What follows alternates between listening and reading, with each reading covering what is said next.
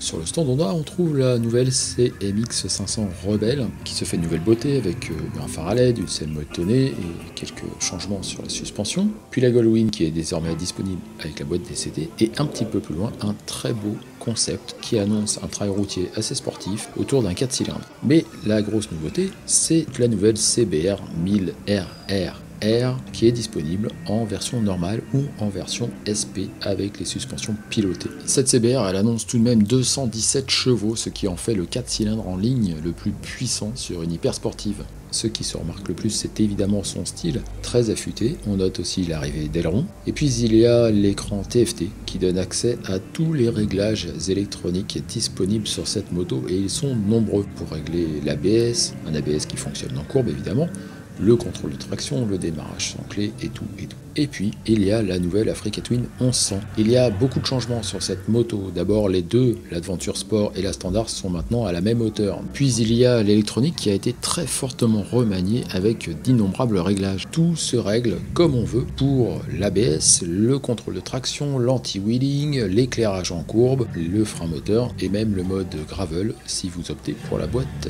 automatique. Tout ceci se règle avec un écran TFT tactile. On a même le Apple CarPlay pour retrouver ses applications préférées.